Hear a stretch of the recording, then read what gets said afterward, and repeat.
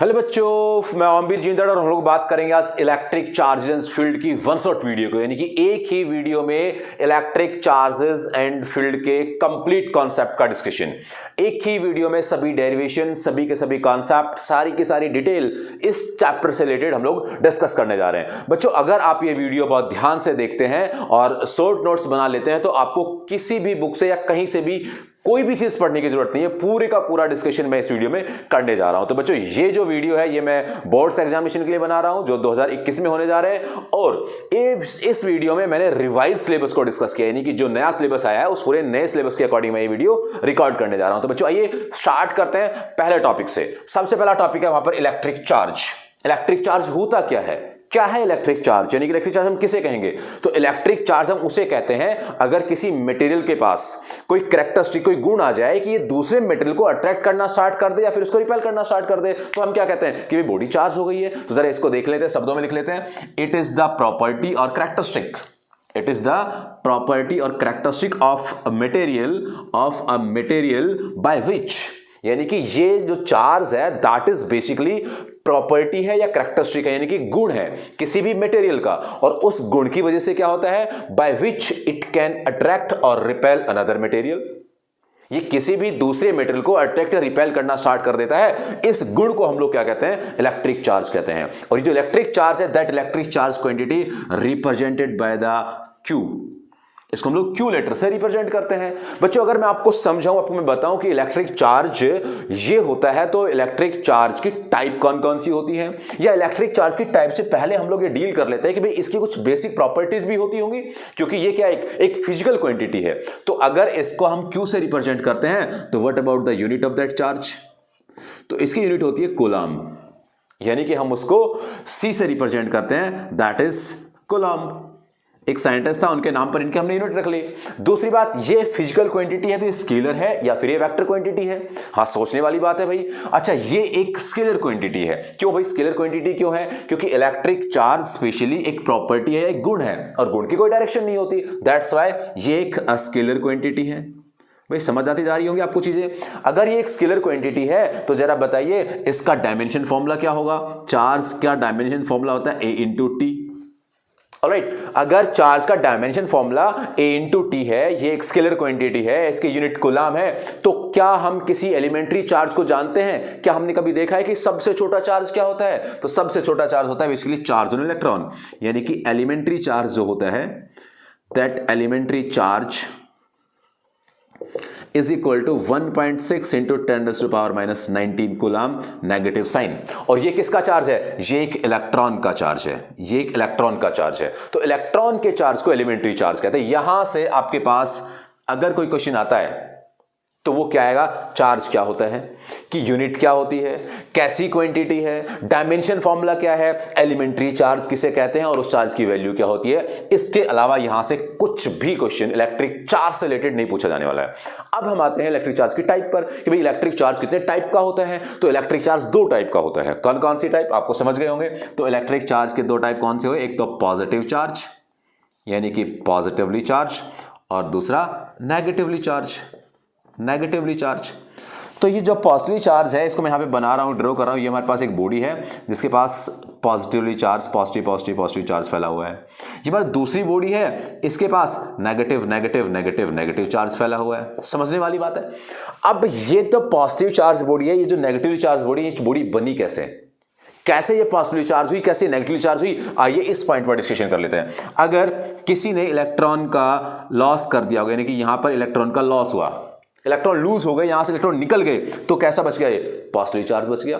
और ये negatively charge क्यों हुई? क्योंकि यहां पर कुछ एक्स्ट्रा इलेक्ट्रॉन आ गए होंगे। अच्छा, इस बात को समझिए पहले। ये हमारे पास एक बॉडी है, ये एक न्यूट्रल बॉडी है। तो न्यूट्रल बॉडी का मतलब क्या हुआ कि जितने यहां पे पॉजिटिव हैं उतने यहां पे नेगेटिव रहे होंगे, और इसका नेट चार्ज, क्योंकि चार्ज को हम क्यू से डिनोट करते हैं, तो इसका क्यू नेट कितना रहा होगा? That is equal to 0। अगर मैं इसके इलेक्ट्रॉन निकाल लेता हूं तो इलेक्ट्रॉन निकालने का मतलब क्या हुआ कि इसके पास पॉजिटिव चार्जेस की मेजॉरिटी हो गई, यानी इलेक्ट्रॉन का लॉस हो जाना कैसा चार्ज? Positive charge. और अगर मैं इसका इलेक्ट्रॉन निकाल के किसी बॉडी को दे देता हूं तो मतलब क्या? तो उसके पास ये इलेक्ट्रॉन की संख्या, इलेक्ट्रॉन की वैल्यू बढ़ गई होगी। इसलिए हमने क्या कहा कि जो इलेक्ट्रॉन को गेन करता है, इलेक्ट्रॉन को जो गेन करता है दैट इज नेगेटिवली चार्ज। समझ गए होंगे आप। कैसा क्वेश्चन आएगा आपसे, क्या पूछेगा, आप सोचेगा भाई इलेक्ट्रॉन का लॉस किया, बताइए कैसी चार्ज बॉडी, पॉजिटिवली चार्ज। बताइए भाई इलेक्ट्रॉन को गेन किया, कैसी charge body, negatively charge body. समझ में आ रही है आपकी बातें। अच्छा, अब यहां से ये तो हमने इलेक्ट्रॉन के लॉस और गेन की बात कर ली। अब अगली बात कि अगर मैं आपसे बात करूं कि नंबर ऑफ प्रोटॉन्स, यानी कि नंबर ऑफ प्रोटॉन्स ज्यादा पाए जाते हैं इस पॉजिटिवली चार्ज बॉडी में as compare to number of electron से, यानी कि यहां पर जो नंबर ऑफ प्रोटॉन है वो नंबर ऑफ प्रोटॉन्स की संख्या ज्यादा है नंबर ऑफ इलेक्ट्रॉन से। और यहां पर अब आप समझ गए होंगे क्या कि यहां पे नंबर ऑफ इलेक्ट्रॉन है वो ज्यादा पाए जाते हैं किससे, नंबर ऑफ प्रोटॉन से। समझने वाली बात है कि यहां पर तो क्या होता है, प्रोटॉन ज्यादा होते हैं, यहां पे क्या होता है, इलेक्ट्रॉन ज्यादा होते हैं।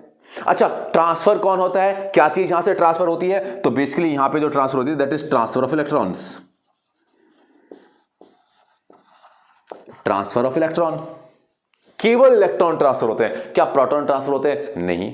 क्यों, क्योंकि वो भारी होते हैं उनसे, और उनके भारी होने की वजह से केवल कौन ट्रांसपोर्ट होता है, कौन यहां से ट्रांसफर होता है, तो इलेक्ट्रॉन ही ट्रांसफर होता है। अच्छा, एक बात और यहां से आपसे पूछी जा सकती है कि बताइए भाई पॉजिटिवली चार्ज जो बॉडी है वो हल्की है या भारी है, या नेगेटिवली चार्ज बॉडी वो हल्की और भारी है। क्यों भाई हल्की और भारी की बातें क्यों कर रहा है वो, क्योंकि वो बातें इसलिए कर रहा है कि भाई एक ने इलेक्ट्रॉन को छोड़ दिया होगा, दूसरे इलेक्ट्रॉन को ले लिया होगा। इलेक्ट्रॉन एक बेसिकली मास होता है इलेक्ट्रॉन का, तो अगर इलेक्ट्रॉन का मास होता है तो इनके मास में चेंजिंग, कुछ बदलाव आया होगा। तो आप सोचिए कि यहां से इलेक्ट्रॉन निकला या यहां पे इलेक्ट्रॉन आया, तो आंसर यहां से इलेक्ट्रॉन निकला। अगर यहां से कोई चीज निकल गई तो उसका मास बड़ा होगा या कम हुआ होगा, तो ऑफ कोर्स इलेक्ट्रॉन यहां से निकलने की वजह से मास कम हुआ, यानी कि ये बॉडी कैसी है, ये बॉडी आपकी हल्की है, ऑलराइट, लाइटर है एज कंपेयरली इसके पास इलेक्ट्रॉन आए होंगे। तो ये बॉडी कैसी आपकी, ये वाली बॉडी आपकी भारी है।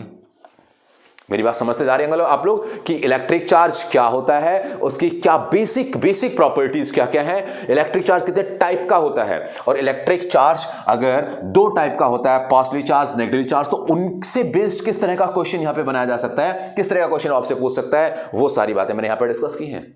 अगर मैं आपको आगे बढ़ूं और इस पॉइंट पर डिस्कशन करूं कि इसके अलावा और क्या कहानी इसमें हो सकती है, किस तरह की बात वो आपसे कर सकता है, तो इस तरह की बात आपसे वो कर सकता है बेसिक प्रॉपर्टी वाली, कि जो सेम चार्ज होता है,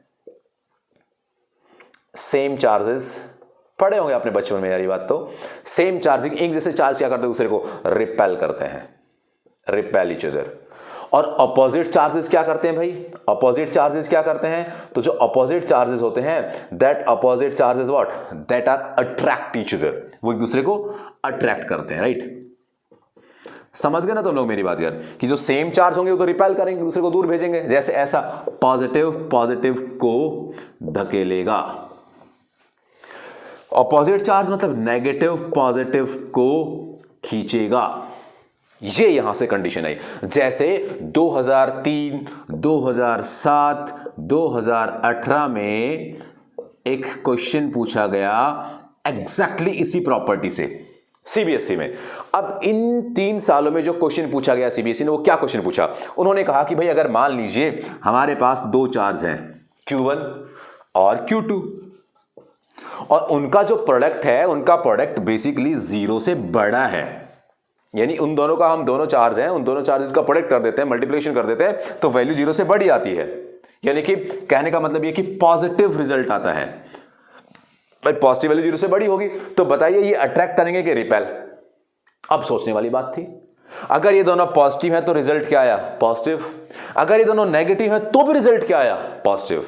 इसका मतलब पॉजिटिव होने पर रिजल्ट हमारे पास पॉजिटिव आता है, या नेगेटिव होने पर हमारे पास रिजल्ट पॉजिटिव आता है।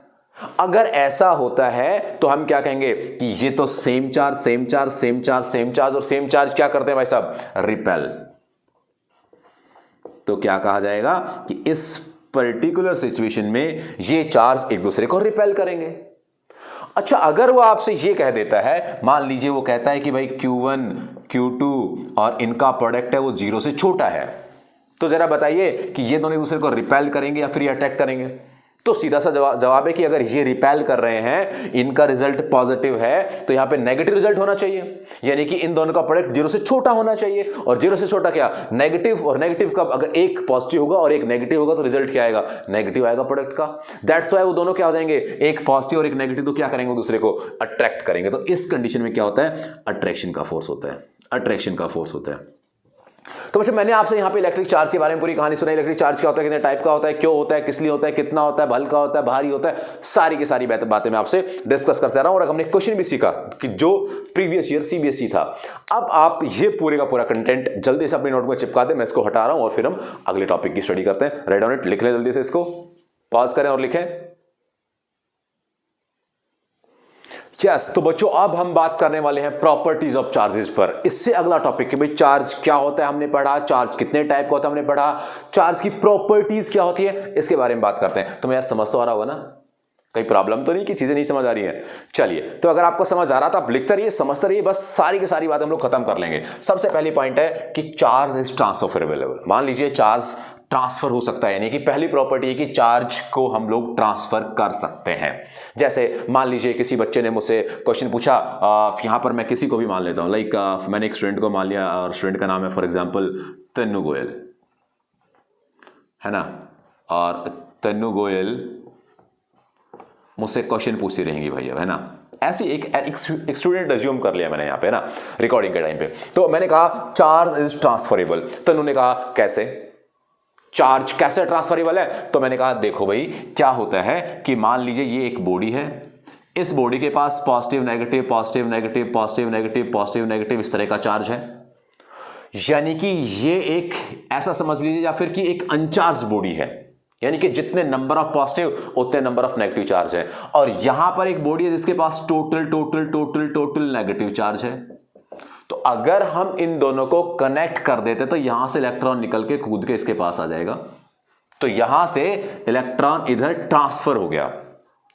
क्लियर है भाई? यहां पे किसी बच्चे का भी नाम ले सकते हैं हम लोग, है ना। जैसे मैंने तन्नू का नाम लिया हुआ है, तो मैंने यहां से कहा कि इलेक्ट्रॉन यहां से यहां पर ट्रांसफर हो गया।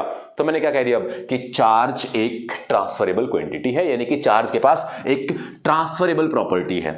ठीक है, गॉट इट, क्लियर हुआ, कहानी क्लियर है। चलिए अगले पॉइंट पर आते हैं। अब अगली प्रॉपर्टी क्या है, चार्ज की प्रॉपर्टी में चार्ज के साथ क्या क्या कर सकता है, चार्ज की प्रॉपर्टी क्या होती है, चार्ज का गुण क्या होता है। तो चार्ज का गुण होता है कि चार्ज ट्रांसफर हो सकता है। चार्ज का दूसरा गुण चार्ज कंजर्व्ड है। क्वेश्चन पैदा हुआ वहां से, कैसे भाई? तो चार्ज लिख देता हूं मैं यहां पे, charge can neither be created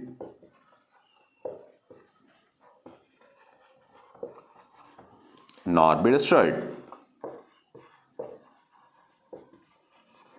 यानी कि चार्ज को ना बनाया जा सकता है ना ही चार्ज को बिगाड़ा जा सकता है। मतलब समझ नहीं आया भाई? क्या समझ नहीं आया? तो देखिए यहां पर आपको ये समझना था कि चार्ज को हम ना तो पैदा कर सकते भाई, हमने कोई चार्ज एक्स्ट्रा पैदा कर दिया इस दुनिया में, और ना ही हम चार्ज को ऐसा कि हमने एक चार्ज को कम कर दिया। चार्ज फिक्स जितना है सो है, यानी कि अगर मैं कहूं कि इस यूनिवर्स में कोई समथिंग कूलम चार्ज है तो वो वही चार्ज रहेगा। वहां से हम ऐसा नहीं कर सकते कि इलेक्ट्रॉन को गायब कर दें या एक इलेक्ट्रॉन नया पैदा कर दें, ऐसा नहीं होगा। बट फिर भी ऐसा कहा जाता है कि हम दो काम कर सकते हैं। एक तो हम कर सकते हैं पेयर प्रोडक्शन, अगर हम चार्ज बनाना ही चाहते हैं तो हम लोग पेयर प्रोडक्शन उसका कर सकते हैं, यानी कि हम पेयर में उसको पैदा कर सकते हैं।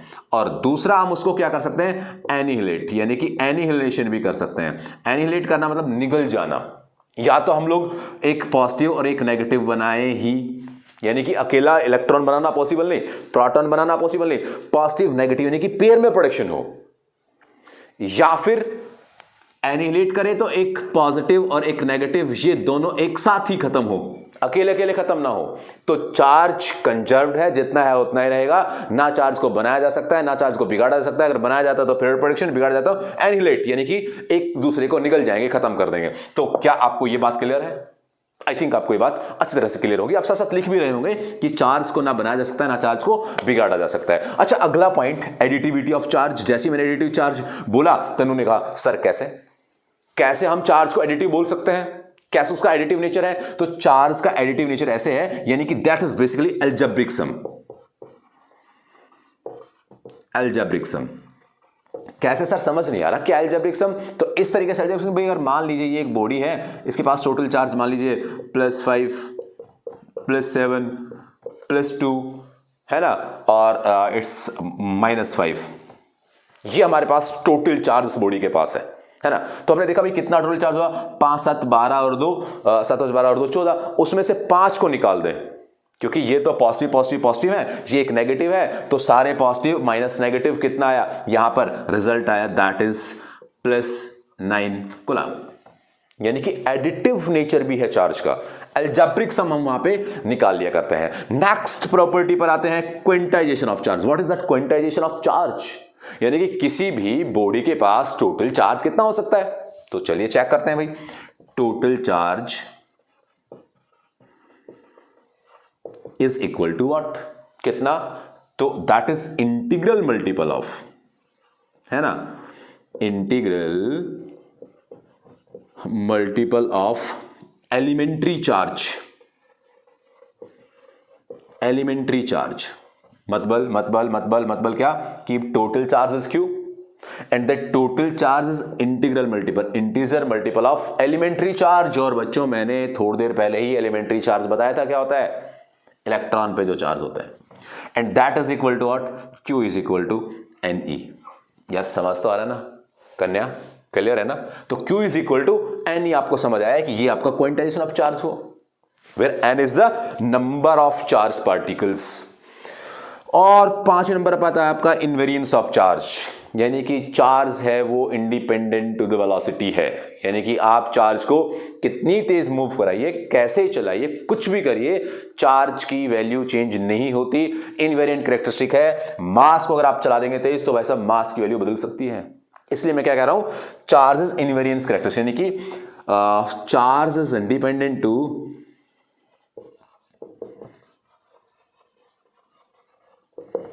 वेलोसिटी। यानी कि आप वेलोसिटी घटाइए बढ़ाइए जो मर्जी आप करिए, चार्ज की सेहत पे बिल्कुल भी असर नहीं होता। जो चार्ज, जितना चार्ज था उतना ही चार्ज रहेगा। उसकी वेलोसिटी आप बढ़ा दीजिए, उसकी वेलोसिटी घटा दीजिए, जो कर दीजिएगा। तो यहां से ये चीज क्लियर हुई। अच्छा, एक छोटी सी बात मैं आपको और यहां पर डिस्कस कर देता हूं चार्ज के बारे में ही। मैं इसको हटाया इस पार्ट को और यहां पर लिख रहा हूं वो पार्ट। आप उसको 6 प्रॉपर्टी भी बोल सकते हैं, वट जो आप कहना चाहें। चलिए 6 कह लीजिए आप। 6 प्रॉपर्टी ये है कि भाई जो अगर इलेक्ट्रॉन रुका हुआ है, अगर इलेक्ट्रॉन रुका हुआ है तो वो केवल इलेक्ट्रिक फील्ड बनाएगा। पढ़ेंगे हम लोग इलेक्ट्रिक फील्ड क्या होता है। अगर इलेक्ट्रॉन चल रहा है तो वो इलेक्ट्रिक फील्ड भी बनाएगा प्लस वो मैग्नेटिक फील्ड भी बनाएगा। अगर इलेक्ट्रॉन एक्सेलरेट कर रहा है, तो एक्सेलरेशन हो रहा है, तो वो इलेक्ट्रिक फील्ड भी बनाएगा, मैग्नेटिक फील्ड भी बनाएगा, प्लस रेडिएट आउट भी करेगा एनर्जी, ये इलेक्ट्रॉन की प्रॉपर्टीज के बारे में मैंने बात की, यानी कि प्रॉपर्टी ऑफ चार्ज की मैंने बात की। तो इस तरह की 6 प्रॉपर्टीज होती है, इससे बाहर आपसे कुछ नहीं पूछा जाने वाला है। तो प्लीज आप ये पूरी की पूरी कहानी अपने नोटबुक में चिपका दें, फिर इसके बाद हम लोग अगले टॉपिक की बात करेंगे। राइट ऑन इट, लिख लें इसे। चलिए बच्चों, एक बहुत छोटा सा क्वेश्चन जो हमने कंसेप्ट सीखे हैं उन पे बेस सॉल्व कर लेते हैं, देखते हैं आपको समझ आया या नहीं। और ये कंजर्वेशन, यानी कि तुम समझ गए हो यार किससे बेस्ड है। आइए चेक करते हैं क्वेश्चन क्या है। क्वेश्चन है given below the following charges, कुछ चार्जेस नीचे दिए हुए हैं और पूछा कि विच आर पॉसिबल और नॉट, कौन से पॉसिबल हैं और कौन से नहीं। कैसे पॉसिबल, किस तरह की पॉसिबिलिटीज, क्या किसी बॉडी को इतना चार्ज दिया जा सकता है, क्या हाँ या ना, हम इतना चार्ज दे सकते हैं नहीं दे सकते, इस पर हमें बात करना है। तो यार सोचो, इतना चार्ज कैसे दे सकते हैं, यानी कि चार्ज देने का तरीका क्या होता है, यानी कि टोटल चार्ज बॉडी को कितना दिया जा सकता है। तो हम सोचें तो देखो ऐसा सोचा जा सकता है, इसको सॉल्व कर रहा हूं मैं ना, तुम लोग ट्राई करो एक बार। ये तुम्हारा ट्राई करके आंसर आता है तो प्लीज कमेंट बॉक्स में लिख दें कि कौन सा पॉसिबल है और कौन सा पॉसिबल नहीं है। फर्स्ट सेकंड पॉसिबल है या सेकंड थर्ड पॉसिबल है, व्हाटएवर जो आपका आंसर आता है। तो चलिए मैं सॉल्व करता हूं। पहले चार्ज देने का प्रेशर ये था कि Q is equal to NE होना चाहिए। कितना है charge, 6.4 into 10⁻⁻19 is equal to n into charge on electron is what 1.6 into 10⁻⁻19। समझ रहे हो मेरी बात तुम लोग। मैंने केवल क्या किया, Q की वैल्यू पुट की और यहाँ पे n को n रखा, E की वैल्यू पुट की, यहाँ से ये कैंसिल आउट हो गया और 1/1.6 अपॉन दिस इज व्हाट, यानी कि चलो यार सॉल्व कर दे Omvir. n is equal to what 6.4/1.6 मर्जा 16 चौक 64, n इज इक्वल टू 4। यानी कि ये एक इंटीजर है या नहीं है, ये हमें चेक करना है। क्या ये इंटीजर है, हाँ भाई ये तो बात बन जाती है, n इज इक्वल टू 4, यानी कि ये वाला चार्ज पॉसिबल है। ठीक बा, ठीक है भाई, पॉसिबल है, मान लेते हैं। अच्छा, क्या सेकंड चार्ज पॉसिबल नहीं? अब तुम ऐसा तुम खुद सोचो यार, अब इसको प्लीज तुम लोग खुद एक बार ट्राई करिए कि क्या हम इस तरीके से कैलकुलेट कर सकते हैं क्या। तो तुमने सोचा होगा, कैसे सोचा होगा, Q is equal to N. कमाल की बात है, Q की वैल्यू पुट करो, कितना आ रहा है 8 into 10⁻⁻19 is equal to n into 1.6 into 10⁻⁻19 से 19 कट गया और ये आ गया भाई 8/1.6, इसका पॉइंट हटाया तो यहाँ पे जीरो लगा, 16 पंजे 80, 5 that is equal to n is equal to 5। कमाल की बात है, ये भी पॉसिबल है। क्यों क्यों क्यों क्यों बोल रहा हूं पॉसिबल है? क्योंकि इंटीजर वैल्यू आ रही है यार इनकी। तो यहां पे क्या बोल दिया हमने कि ये वाला चार्ज भी पॉसिबल है। यार इसको और निपटा देते हैं फटाफट, देखते हैं क्या, यही निपटा देता हूं इसका। तो यार ये भी क्या चक्कर याद रखेगा, 2 इंटू 10⁻⁻19, बहुत अच्छी बात है। Q is equal to N E की वैल्यू 1.6 इंटू 10⁻⁻19, मर जा और इसको इसे डिवाइड करते हैं तो करीब 1.25 इज इक्वल टू एन की वैल्यू आती है। भाई साहब 1.25 पॉसिबल नको आहे, नहीं है पॉसिबल। क्यों? क्योंकि इंटीजर वैल्यू नहीं है यार। और अगर ये इंटीजर वैल्यू नहीं है तो क्या कहेंगे हम लोग कि ये n is equal to 1.25 possible. Okay, possible नहीं आहे मतलब नहीं है। समझ गए तुम मेरी बात कि यहां पे कौन सा चार्ज पॉसिबल है, कौन सा चार्ज पॉसिबल नहीं है। तो अगर आप ये समझ गए तो चलिए अगले टॉपिक की तरफ बढ़ते हैं। अगला टॉपिक क्या हो सकता है, जल्दी से लिख लें आप। ओके, तो बच्चों अपना नेक्स्ट टॉपिक अब जो सिलेबस में है वो है कूलम्ब्स लॉ। क्या होता है कूलम्ब्स लॉ? ध्यान से समझना, मैं कूलम्ब्स लॉ और कूलम्ब्स लॉ वेक्टर फॉर्म दोनों आपको अभी समझाने वाला हूं और फिर इस पे बेस्ड क्या राज की बातें हो सकती हैं उसकी हम लोग बात करेंगे। तो चलिए स्टार्ट करते हैं। कूलम्ब्स लॉ क्या होता है? तो इस बेसिकली कहते हैं स्टेट्स दैट द फोर्स, चलिए मैं आपको दूसरे तरीके से समझाता हूं। मान लीजिए हमारे पास दो चार्ज है, एक चार्ज Q, दूसरा चार्ज Q। भाई ये चार्ज इस चार्ज पे फोर्स लगा रहा है, हम बहुत देर से पढ़े जा रहे हैं। ये इसको रिपेल कर सकता है, ये इसको अट्रैक्ट कर सकता है, ये इसको ये कर सकता है, ये इसको वो कर सकता है। तो उसने कहा भाई ये इस पे फोर्स लगा रहा है।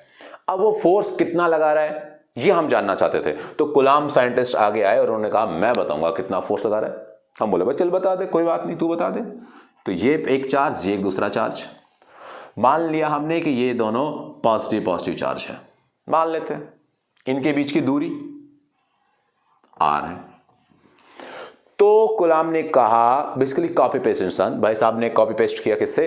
न्यूटन के ग्रेविटेशन लॉ से। तो इन्होंने कहा कि जो फोर्स है between two charges is directly proportional to the product of two charges, say Q1 and Q2, Q1 and Q2। और फिर कहा कि that is inversely proportional, to the distance between them, square of distance between them. यानी कि ये तो product rule और ये यहां पे स्क्वायर रूल।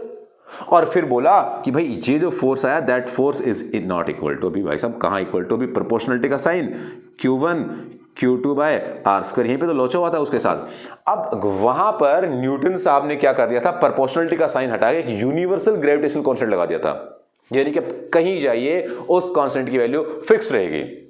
महाराज कूलम्ब लॉ से नहीं लग पाया वो कांस्टेंट, क्योंकि आप जैसे ही मटेरियल चेंज करेंगे, जैसे इनके बीच का मीडियम चेंज करेंगे, उन सब चीजों पर ये फोर्स डिपेंड करता है। मतलब ये कि इस प्रोपोर्शनलिटी को हटा करके उन्होंने एक कांस्टेंट लगाया के Q1 Q2 by R square, and that K is basically what, ये K क्या है? तो that is medium constant.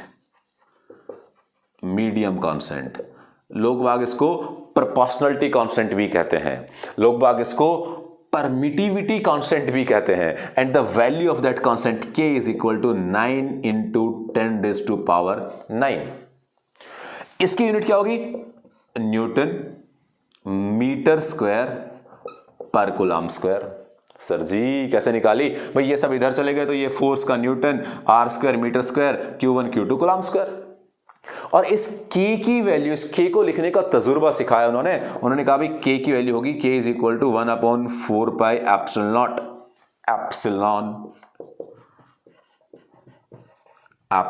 Not, and that the value of that epsilon naught, ये बेसिकली होता है दैट इज परमिटिविटी।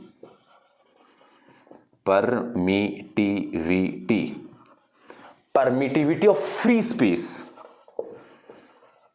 सर कैसी कैसी बातें बोल रहे हैं आप? हाँ बिल्कुल मैं सही बातें बोल रहा हूं कि ये जो परमिटिविटी होती है, इस परमिटिविटी बात हम करेंगे आगे, रिलेटिव परमिटिविटी सीखेंगे।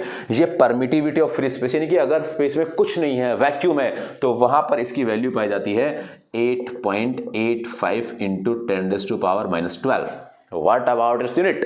तो इसकी यूनिट होती है इसकी उल्टी, यानी कि coulomb square upon newton metre square. मेरी बात पे ध्यान दे, ध्यान से मेरी बात को सुनना, कान खोल लीजिए अपना।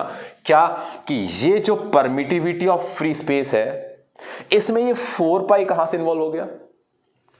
तो आंसर है एक जो फोर्स लगता है, दैट फोर्स एक पॉइंट चार्ज के चारों तरफ, इधर भी कहीं भी आप चार्ज रख लीजिए, क्या होगा उस पर फोर्स एक्ट होगा। तो उसके चार तरफ लगेगा तो कितना एंगल बना? तो 4 पाई एंगल बना। 1 पाई नीचे, 2 पाई इधर को, 3 पाई पीछे को, 4 पाई।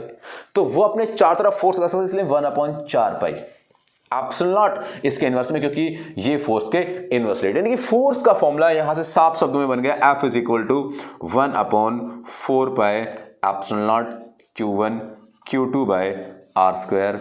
बात खत्म। और इन सब वैल्यूज के बारे में आपको डिस्कस कर लिया, और they all values are for free space. Free space के लिए वैल्यूज होती हैं। तो ये हमने यहां पर डिस्कस किया कूलम्ब्स लॉ क्या होता है ना। वो स्टेटमेंट लिखना चाहो तुम लिख सकते हो, it states that the force acting on the two charges is directly proportional to the product of two charges and inversely proportional to the square between them, या डिस्टेंस स्क्वायर बिटवीन देम, ये बात आप बोल सकते हैं। तो यहां पर हमने कूलम्ब्स लॉ की, सिंपल कूलम्ब्स लॉ की बात की। अब हम बात करने जा रहे हैं Coulomb's law in vector form. Coulomb's law vector form में क्या होगा, तो मैं इसे हटा देता हूं और कूलम्ब्स इन वेक्टर फॉर्म की बात कर लेते हैं। चलो भाई, तो ये मैंने यहां से हटा दिया। भाई बालक को तुम्हें बातें समझ तो आ रही है ना, या नहीं आ रही? मैं बोल तो तुम सकते नहीं, खैर लिख तो सकते ही हो, है ना, और लिख दीजिए अगर आपको बातें समझ आ रही है। तो Coulomb's law in vector form. ओहो भाई, ये वेक्टर फॉर्म में पढ़ने की जरूरत क्या पड़ी? क्यों हम पढ़े वेक्टर फॉर्म में? तो वेक्टर फॉर्म में पढ़ने की जरूरत ये पड़ी कि भाई कूलम्ब्स लॉ एक फोर्स के बारे में बात करता है, और फोर्स एक वेक्टर क्वांटिटी है। सही बात है। तो जरा बताइए, वेक्टर क्वांटिटी तो कैसे कैसे फोर्स लगे होंगे, तो एक बार इसके बारे में थोड़ी चर्चा कर लेते हैं। थोड़ा सा रूल्स में आपको बता देता हूं। तो ये एक डिस्टेंस है r, ये एक चार्ज है पॉजिटिव Q1 से, ये एक चार्ज है पॉजिटिव Q2। अब इस चार्ज ने इस चार्ज पर फोर्स लगाया, किधर को? नुकु, का नाम F। अब इस F से थोड़ी ना पता लगता है कि ये फोर्स इधर लगा के उधर लगा के किधर लगा, और ये एक वेक्टर क्वांटिटी है। ऑफ कोर्स लगाया तो इसने इस पर भी होगा, इधर F। तो ऐसे F वेक्टर लिखने से डायरेक्शन की नहीं पता लगती बात हमें। तो डायरेक्शन को फिक्स करने के लिए हम ऐसा सोचते हैं, हम एक ऐसा नोटेशन बना देते हैं कि जिस भी चार्ज पर फोर्स लगेगा, जिस भी चार्ज पर फोर्स लगेगा उसका नंबर पहले, यानी कि F1, जिसके द्वारा लगाया जाएगा उसका नंबर बाद में 2। तो दैट फोर्स इज F12। तो व्हाट अबाउट दैट फोर्स? अब तुम समझ गए होगे कि भाई इस पर ये कौन सा है? Second number charge. इस पर लगाया फोर्स किसने? 1 ने। यानी कि कॉन्सेप्ट है ऑन बाय का। पहले कौन आएगा? ऑन, जिस पर लगा, फिर कौन आएगा? बाय। सर ये ऑन बाय याद कैसे करें? चलिए मैं सिखाता हूं। मेरा नाम तुम्हें पता होगा क्या? मेरा नाम है OMBIR। छोटा कर लेते हैं भाई इसको, OB, और यहां पे आप N लगा दीजिए और Y लगा दीजिए, दैट इज ऑन बाय। अरे सर कैसी बात बता रहे हो, मजा नहीं आया? समझ रहे हो ना तुम लोग मेरी बात कि ऑन बाय सब याद रहेगा कि हाँ पहले कौन आएगा? ऑन, और बाद में कौन आएगा? बाय। जैसे मान लीजिए यहां पर एक तीसरा चार्ज रखा हुआ है, दैट इज Q3। ये इनके बीच के डिस्टेंस है, मान लीजिए R। अब मैं चेक कर लेता हूं, इसने इस पर फोर्स लगाया होगा इधर। बोलो मैं इस फोर्स का नाम क्या रखूं? बोलो। 3 पर लगा इसलिए F3, 1 ने लगाया इसलिए 3-1। तो ये फोर्स को रिप्रेजेंट करने के लिए हमने डिस्कस किया, यानी कि फोर्स जो लग रहा होगा उस फोर्स के लिए हम लोगों ने ये एक वेक्टर नोटेशन की, बेसिकली हमने घोषणा कर दी, वेक्टर नोटेशन बना दिया। अब डिस्टेंस की बात करें तो क्या? अगर ये मान लीजिए F21 इधर है तो हम इसको R21 कर लेते हैं, इसका कोई रूल नहीं है। आप जिधर मर्जी इसकी डायरेक्शन को ले सकते हैं। तो इसको समझने के लिए हमने यहां पर एक बेसिकली पहले नोटेशन में यहां पे बना देता हूं। एक यहां पे फॉर्मूला बनाया हमने, F is equal to K Q1 Q2 by R square. यहां पर ये फोर्स मान लीजिए F12 है, तो डिस्टेंस भी क्या होगा R12। ये वेक्टर क्वांटिटी, तो यहां पे वेक्टर क्वांटिटी आनी चाहिए, तो यहां पे हमने एक कैप R12 कैप, यानी कि ये एक फोर्स का फॉर्मूला डेवलप हुआ। इसी को लिखने का दूसरा तरीका क्या हो सकता है, क्योंकि आर कैप को क्या लिखा जाता है भाई, R cap is equal to what, तो आर कैप लिखा जाएगा basically R vector upon magnitude of R. समझते हो तुम यूनिट वेक्टर का कॉन्सेप्ट, जानते ही हो। तो इसी को ऐसा भी लिखा जा सकता है, that is F12 is equal to K Q1 Q2 by R12 cube, क्योंकि इस कैप को क्या कर दिया, यहां पे आर वेक्टर और मैग्नीट्यूड यहां पे स्क्वायर था, एक और आ गया तो क्या हो गया क्यूब। ऐसा भी लिख सकते हैं लोग बाग जानकार। ऐसा भी किया जा सकता है कि मान लीजिए यहां पर ये हमने एक एक्स एक्सिस वाई एक्सिस का खेल किया, यहां पे हमने चार्ज माना Q1, यहां पे हमने चार्ज माना Q2, जिसकी लोकेशन R1, इसकी लोकेशन R2, इनके बीच के डिस्टेंस क्या, दैट इज डेल्टा आर। समझने वाली बात है भाई, इनके बीच का फोर्स क्या होगा, that F is equal to K Q1 Q2 by that delta R. What is that delta R, तो यहां से ये एक पोजीशन वेक्टर है, ये एक वेक्टर, इनके बीच का डिस्प्लेसमेंट वेक्टर है, और ये एक पोजीशन वेक्टर है। यानी कि हम यहां से ऐसे जाएं और ऐसे जाएं तो क्या होगा, डायरेक्ट पहुंचेंगे, यानी कि R1 plus delta R is equal to R2। In simple words what, क्या लिखूंगा मैं, delta R is equal to R2 minus R1। और यहां से मैं बात करूं तो ये यहां से फोर्स लगा ऐसे इधर, और इस फोर्स का नाम क्या, F21। If this is F21, क्योंकि ऑन टू बाय 1, तो what is the force formula, F is equal to what, that F is equal to K Q1 Q2 by delta R square. का मतलब क्या हुआ, delta R square किसके बराबर है, R2 minus R1 का whole square into R2 cap minus R1 cap. That's it, that is the answer, that is the basically notation. तो vector form को बेसिकली इस तरीके से रिप्रेजेंट किया जाता है। Coulomb's law in vector form ने डिस्कस किया, हमने पहले क्या सीखा था, कूलॉम्ब्स लॉ क्या होता है, अब क्या सीखा, coulombs law in vector form क्या होता है। तो ये मैंने कूलॉम्ब्स लॉ की चर्चा आपसे कर ली है। प्लीज आप इसे लिख लीजिएगा पॉज करके वीडियो, फिर हम इसके कुछ इंपॉर्टेंट पॉइंट यानी कि राज की बात करने वाले हैं इसमें।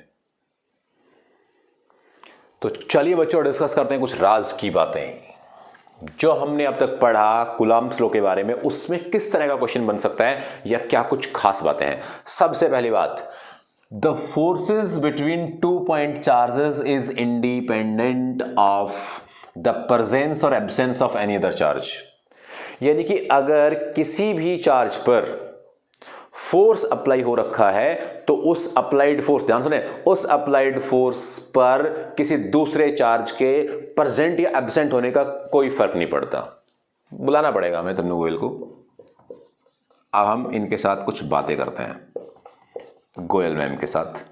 तो हमने बात की यहां पर कि फॉर एग्जाम्पल मैं तन्नू से 5 लाख रुपए मांगता हूं, ठीक है, मान लेते हैं मैं इनसे 5 लाख रुपए मांगता हूं, और इधर से मान लीजिए अनिकेत गोयल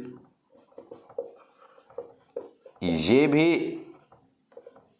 इनसे 2 लाख रुपए मांगते हैं।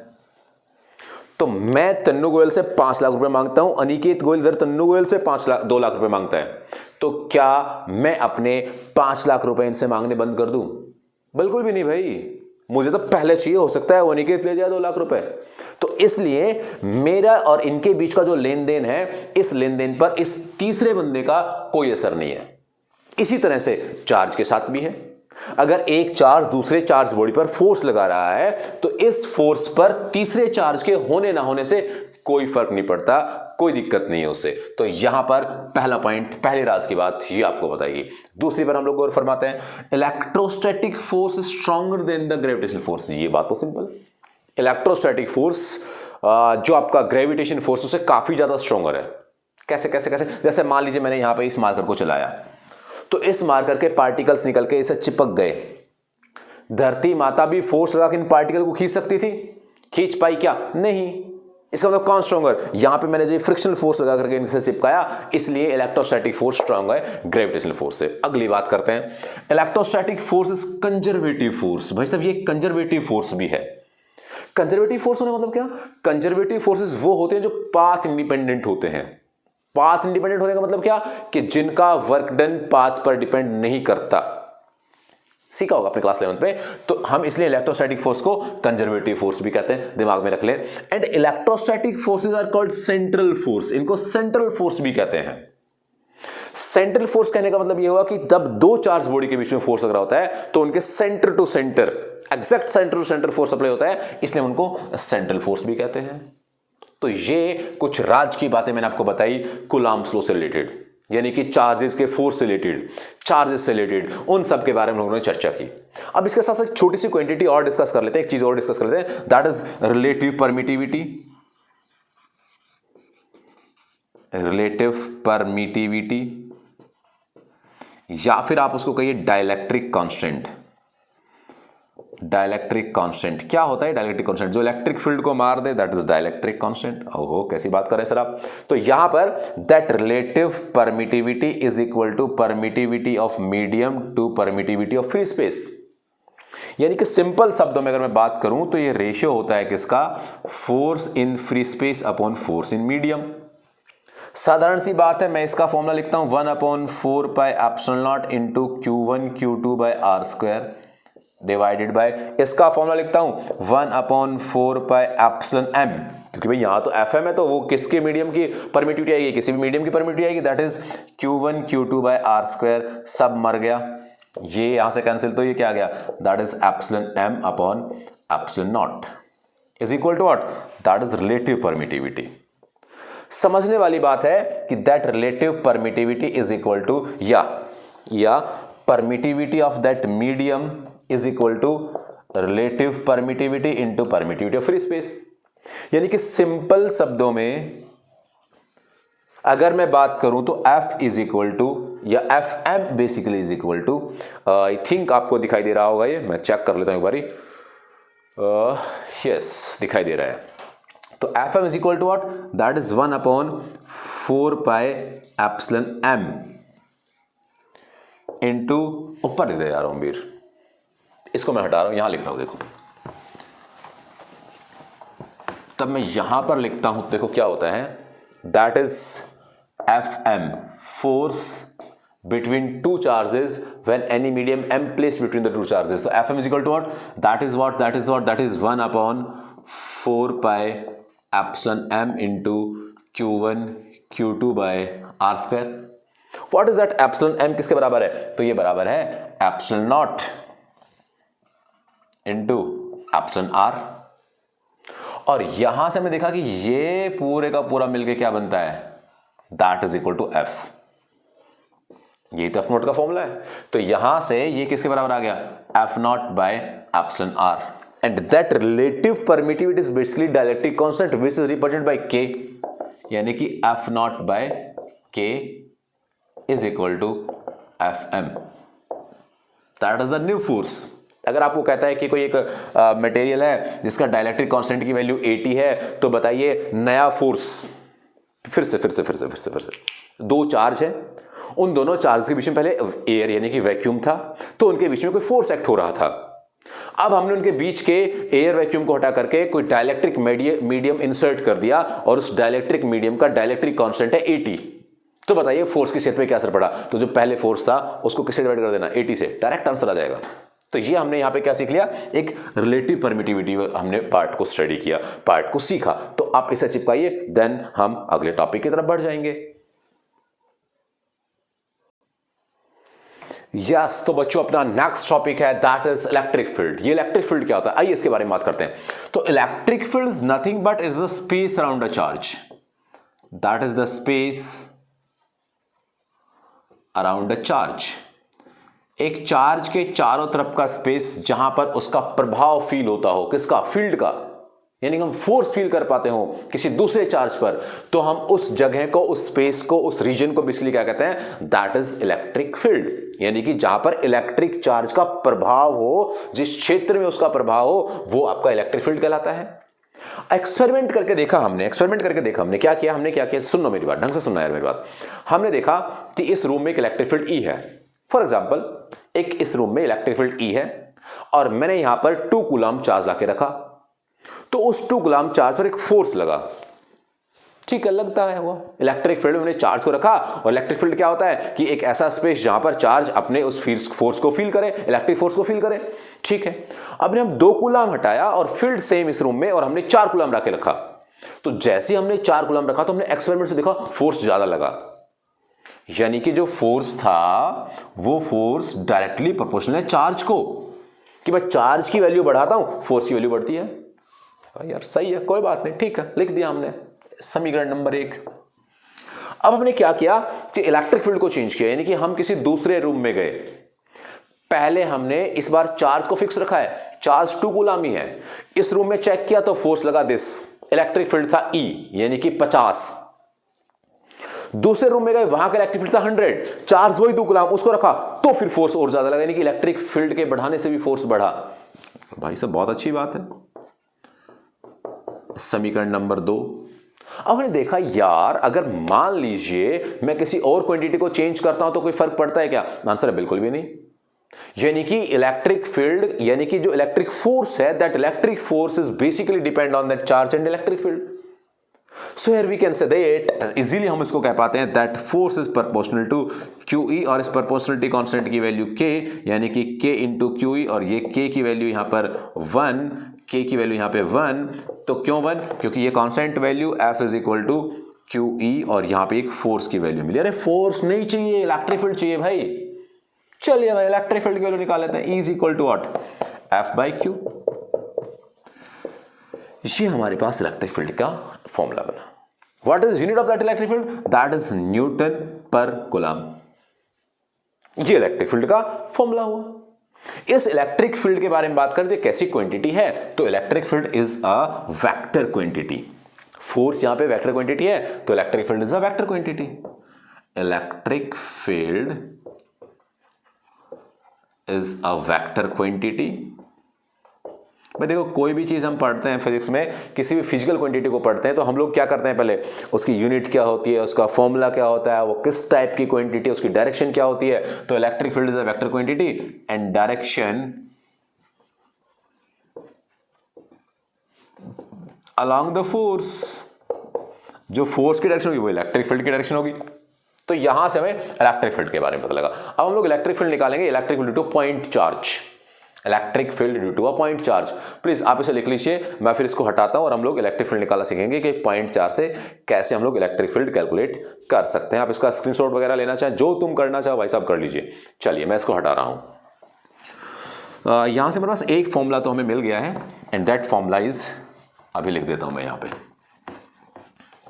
ये रहा, देखो E इज इक्वल टू, कहां लिखूं, यहां लिख देता हूं, E is equal to F by Q। इस Q से हमने बार बार क्या किया, टेस्ट किया कि कितना फोर्स लगता है, तो दैट इज टेस्ट चार्ज। अच्छा सर सब पढ़ना क्या है जी हमें? अब हमें पढ़ा electric field due to a point charge, due to a point charge. भाई एक पॉइंट चार्ज कितनी इलेक्ट्रिक फील्ड बनाएगा जरा चेक करके बताओ। तो मान लीजिए यहां पर एक चार्ज है क्यू, इसको मैं क्यू कहता हूं, ठीक है, इसको मैं क्यू कहता हूं, इसको मैं क्यू कहता हूं, तो समझ रहे हो बड़े छोटे में डिफरेंस आ जाएगा। इस क्यू से r डिस्टेंस दूर एक पॉइंट P है और उस पॉइंट P पर हमने ये चेक किया कि इलेक्ट्रिक फील्ड है या नहीं है। तो इलेक्ट्रिक फील्ड बनाया किसने था? इसने इलेक्ट्रिक फील्ड बनाया था। तो ये क्या हुआ? That is source charge. आज बहुत ठंडा है यार सीरियसली, और पता नहीं कितने बज रहे होंगे रात के, 11-12 बज रहे होंगे आई थिंक। बड़ा मजा आ रहा है पढ़ने पढ़ाने में ना, तुम भी सीखो यार, कोशिश करो। तो ये सोर्स चार्ज को बोलो कि इसने इलेक्ट्रिक फील्ड बनाया होगा यार। अब हमने इस सोर्स चार्ज से बनने वाले इलेक्ट्रिक फील्ड को चेक करना है कि बना कि नहीं बना। तो हमें क्या करना पड़ेगा? एक चार्ज लेकर आना पड़ेगा टेस्टिंग के लिए, तो इसका नाम क्या? That is test charge. ठीक है भाई, इस पर फोर्स अप्लाई, फोर्स फील इसको हुआ कि नहीं हुआ चेक कर लेते हैं, और हुआ तो कितना हुआ, तो that F is equal to K Q by R square, इतना फोर्स लगा होगा। किस पर लगा होगा, इस चार्ज क्यू पर लगा होगा। अगर मैं यहां से इलेक्ट्रिक फील्ड की वैल्यू निकालना चाहूं तो इलेक्ट्रिक फील्ड की वैल्यू क्या होगी, E is equal to F by Q and put the value of that F. अगर हम इस एफ की वैल्यू पुट कर देते हैं तो क्या हो जाएगा, तो ये हो जाएगा भाई साहब K Q by R square by Q मर्जा that E is equal to what, that E is equal to K Q by R square. अरे सिंपली आप ऐसा बोल सकते थे, इस क्यू को 4 से डिवाइड कर दिया और force upon Q is what, electric field, तब भी ये रिजल्ट आता। तो हमारे यहां पर एक और इलेक्ट्रिक फील्ड का फॉर्मूला बन गया। एक हमारे पास इलेक्ट्रिक फील्ड का फॉर्मूला यहां पर ऑलरेडी था ही, लेकिन उसके अंदर ये क्या था, एक टेस्ट चार्ज इन्वॉल्व है, और यहां पर कौन इन्वॉल्व है, यहां पर एक सोर्स चार्ज इन्वॉल्व है। यानी कि इलेक्ट्रिक फील्ड आपको निकालने की बात करें in terms of test charge तो आप एफ अपॉन क्यू कर दीजिएगा।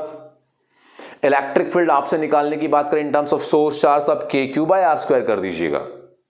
और यहां से आपको क्लियर कट मैसेज मिल गए होंगे कि ये जो हम इलेक्ट्रिक फील्ड की कैलकुलेशन कर रहे हैं, ये इलेक्ट्रिक फील्ड की कैलकुलेशन किस तरह से इन सब टेस्ट चार्ज और सोर्स चार्ज पर डिपेंड करती है। तो I think it's very clear to you. तो हमने इलेक्ट्रिक फील्ड को निकालना सीखा एक सोर्स चार्ज से, एक टेस्ट चार्ज से। इसके बाद अपने पास अगला टॉपिक आता है दैट इज इलेक्ट्रिक डाइपोल, क्योंकि हमने एक सिंगल चार्ज से बनने वाले सभी तरह की प्रॉपर्टीज, कैरेक्टरिस्टिक, उनकी वैल्यूज, एक्सपेरिमेंट सबको स्टडी कर लिया है। तो अब क्या करने वाले हैं, अब हम लोग चार्ज को डबल करने वाले हैं, और जिसको हम नाम देते हैं इलेक्ट्रिक डाइपोल। तो अब मैं इसको हटा रहा हूं और मैं आपको पढ़ाऊंगा अब इलेक्ट्रिक डाइपोल के बारे में। तो आप इसको प्लीज चिपका लीजिए, लिख लीजिए जो भी आप लिखना चाहते हैं, फिर मैं इसको हटा देता हूं। चलिए मैंने इसे हटाया। तो प्यारे बच्चों एवं बच्चियों, आप लोगों को ये कहानी पूरी इलेक्ट्रिक चार्ज एंड फील्ड की समझ आती जा रही होगी, और ये चर्चा भी खैर आगे बढ़ती जा रही है ना। तो अब यहां से हम लोग आगे बढ़ गए और हम पहुंच गए इलेक्ट्रिक डाइपोल पर। What is electric dipole, electric dipole क्या होता है। डाइपोल का जहां पे नाम आया मतलब दो पोल, किसके, इलेक्ट्रिक चार्ज के। तो यहां पर इसके सी डेफिनेशन लिखते हैं हम लोग, two equal and opposite charges, equal and opposite charges placed at a fixed separation, fixed separation is called electric dipole। कैसे भाई, कैसे देखते हैं ऐसे। देखो भाई, ये एक चार्ज पॉजिटिव क्यू, ये एक charge negative Q, there is two equal and opposite polarity, positive and negative. So two equal and opposite charges placed at a fix separation, say the distance is 2l। भाई साहब 2l क्यों भाई, क्योंकि एक इस charge के लिए l और एक इस चार्ज के लिए l, ये एक फिक्स डिस्टेंस है 2l, और ये जो एक बेसिकली कॉम्बो रिजल्ट बना that is called electric dipole. ये टोटल का टोटल इलेक्ट्रिक डाइपोल बोला जाता है। तो यहां से इलेक्ट्रिक डाइपोल की डेफिनेशन फिर से कोई पूछा था, क्या कहोगे, टिंग टांग टिंग, मतलब पॉजिटिव चार्जेस सेम क्वांटिटी के, अपोजिट पोलरिटी के, two equal and opposite charges, इस तरीके से रखे होते हैं, उसे इलेक्ट्रिक डाइपोल कह दिया करते हैं। अब ये जो इलेक्ट्रिक डाइपोल हमने बनाया, इस इलेक्ट्रिक डाइपोल की एक स्पेशल क्वांटिटी के बारे में बात करते हैं। डाइपोल कैसा है, हल्का है, बढ़िया है, बुरा है, तो उसके मेजरमेंट के लिए क्वांटिटी है dipole moment. Dipole moment in simple words अगर मैं बोलूं इसकी डेफिनेशन, तो that is the effectiveness, that is the effectiveness of dipole, कि डाइपोल कितना इफेक्टिव है। इस चीज को अगर कोई बताता है तो वो होता है डाइपोल मोमेंट। कई जानकार लोग ऐसा भी कहते हैं कि the charge multiply with the separation between them is called dipole moment. यानी कि डायपोल मोमेंट को मैं लिखना चाहूं तो डायपोल मोमेंट को मैं लिखूंगा क्या, that is basically this is basically measurement of that effectiveness of dipole is represented by P. P dipole moment का representative, that P is equal to क्या कहा मैंने, charge and the separation between them 2L। In simple word is what, that is 2QL, है ना। अगर ये इस P की वैल्यू 2QL आती है तो हमारे पास डायपोल मोमेंट का रिजल्ट आ गया, P is equal to 2QL। यार एक छोटी सी बात मैंने आपको नहीं बताई। ओ सर जी क्या नहीं बताया, ये नहीं बताया भाई इलेक्ट्रिक फील्ड की डायरेक्शन क्या होती है। तो इलेक्ट्रिक फील्ड की डायरेक्शन हमेशा पॉजिटिव चार्ज से वो आउटवर्ड निकलती है और नेगेटिव चार्ज में वो अंदर की तरफ ऐसे ही एंटर कर जाती है। यानी कि इलेक्ट्रिक फील्ड की direction, the direction of electric field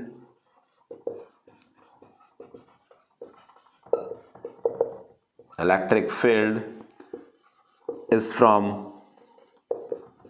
positive to negative। यानी कि पॉजिटिव चार्ज से लेके नेगेटिव चार्ज को होती है इलेक्ट्रिक फील्ड की डायरेक्शन। यानी कि P is equal to 2QL। यहां से, अरे ये तो मैंने बीच में आपको समझा दिया, एक पॉइंट ऐसे ही चाहिए था मुझे अभी, इसलिए मैंने यहां पे समझा दिया। यानी कि dipole moment is basically what, that P is equal to 2QL and it is a vector quantity. Dipole moment it is a vector quantity। If it is a vector quantity, the direction of that quantity, यानी कि ये एक vector quantity, इसकी direction कहाँ होगी, that is along L। मतलब the direction of dipole moment, the direction of dipole moment, ध्यान सुनना भाई साहब, dipole moment always